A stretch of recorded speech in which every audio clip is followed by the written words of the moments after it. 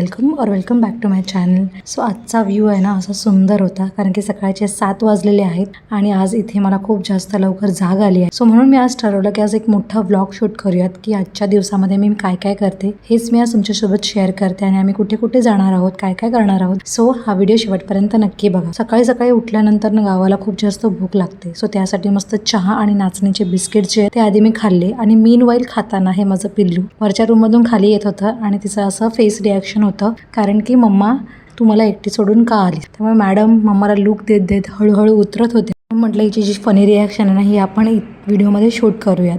त्यानंतर छान अशी रेडी झाली, कारण की उन्हाळ्यामध्ये ना असे व्हायब्रंट्स आणि कॉटनचे ड्रेस घालायला ना खूप सुंदर वाटतात, पण बाहेर गेल्यानंतरचा जो उकाडा आहे ना तो अनबीटेबल आहे।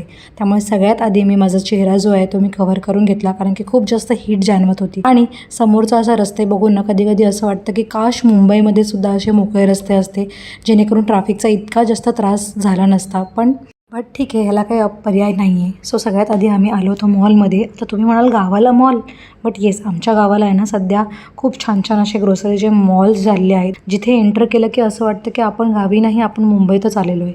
आणि अशा काही सुंदर सुंदर वस्तूसुद्धा आजकाल गावाला मिळायला लागल्यात ना की आपल्याला असं वाटत होतं की त्या फक्त शहरातच भेटतात, बट नाही, आजकाल गावालाही भेटायला लागलेत। सगळ्यात आधी आम्ही सामान घ्यायचं सोडून आम्ही सगळ्यात आधी घेतले आईस्क्रीम्स। सगळ्यांना खूप जास्त गरम झालं होतं आणि थंड खायची इच्छा झालेली, त्यामुळे सगळ्यांनी एक एक आईस्क्रीम उचलल्या। मी छान अशी ब्लूबेरी कॉर्नेटो आईस्क्रीम घेतली होती, त्याच्यानंतर ब्लॅक करंट आणि बटरस्कॉच, आणि ह्या मॅडमला वाटत होतं की ही कुल्फी आहे, पण कुल्फी तर आजीने घेतली होती। त्यानंतर आम्ही पोहोचलो आमच्या फर्स्ट डेस्टिनेशनला। खरं तर इथे आम्ही याच्यासाठी आलो होतो कारण की माझ्या आईला रवा आणि गव्हाच्या शेवया ज्या आहेत ना त्या आम्हाला घरी न्यायच्या होत्या आणि आम्हाला इतका टाईम नव्हता की आम्ही ते स्वतः घरी बनवू।